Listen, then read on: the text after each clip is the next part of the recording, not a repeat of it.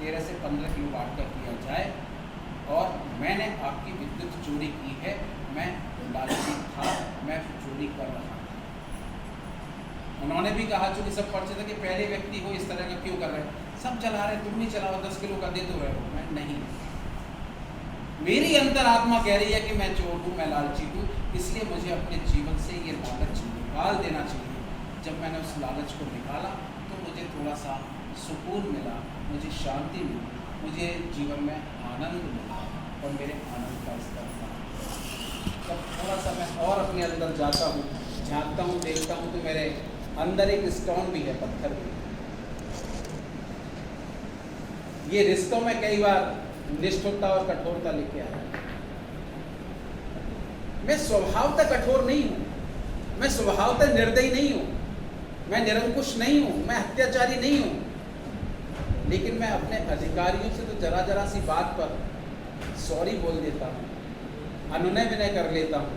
जहाँ मेरा स्वार्थ सिद्ध हो रहा है वहाँ मैं बहुत से मृदभाषी हो जाता हूँ, लेकिन अपने ही घर में अपने पिता के साथ मैं ऐसा नहीं हूँ। मेरी बात मेरे पिता से माँ के माध्यम से हुई। जब मुझे इस चीज़ का एहसास हुआ और मैं पिता से माफ़ी मांगना चाहता था, मैं उन्हें बताना चाहता था कि अब मैंने तुमको समझ लिया है, लेकिन न जाने कौन सा अहंकार था, कौन सा पत्थरपन था कि मैं उनको जीते जी सॉरी नहीं बोला।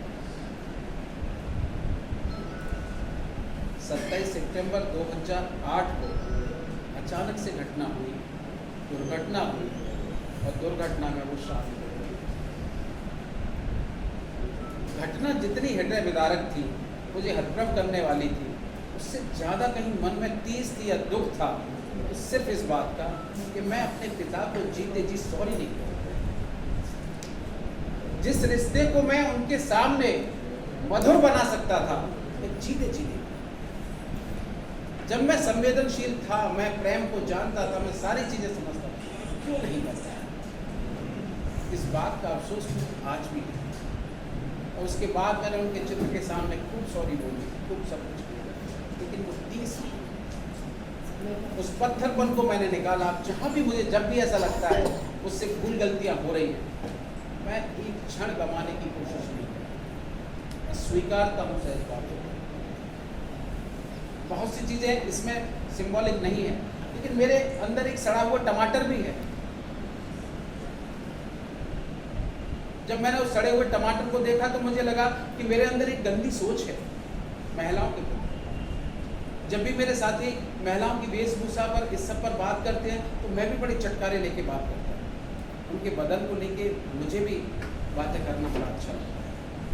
और मुझे फिर एक घटना याद आई अपने जीवन की, स्टूडेंट लाइफ की।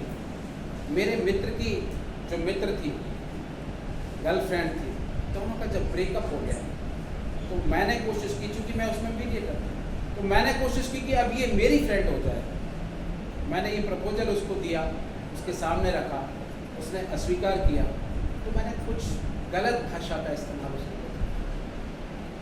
ये 30 वर्षों से मेरे साथ मेरे दिल में थी, और मुझे लग रहा था कि ये मेरी गंदी सोच का परिणाम है।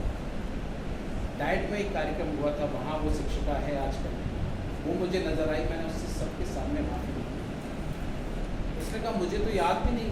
हाँ ठीक है, तुमने कहा था, हमारी बात बंद हो गई, बात खत्म हो गई, लेकिन मेरे अंदर थी।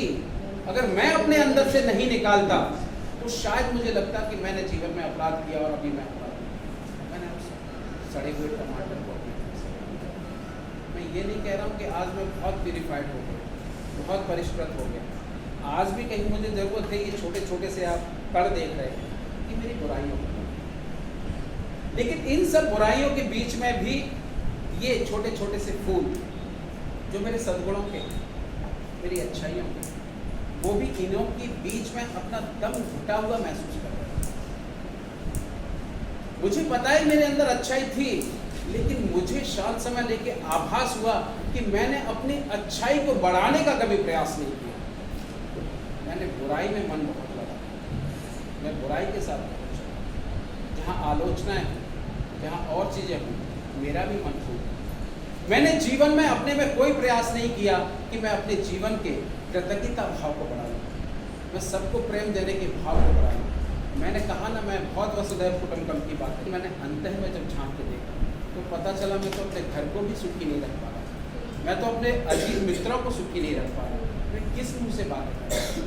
बस ये जो कथनी करनी का अंतर था लगातार बढ़ रहा था, मैंने उसको कम करने की लगातार कोशिश की, और ये कोशिश भी अल्पविराम से। जब मैं खुद के साथ बैठा, मैंने खुद को 2-2 4-4 पत्र लिखे। सुधीर ने सुधीर को पत्र लिखे, सुधीर ने सुधीर को बताया कि तुम इसलिए दुनिया में नहीं आए सुधीर, तुम तो ऐसे थे, तुम्हारा मिशन ये था, तुम ये चाहते थे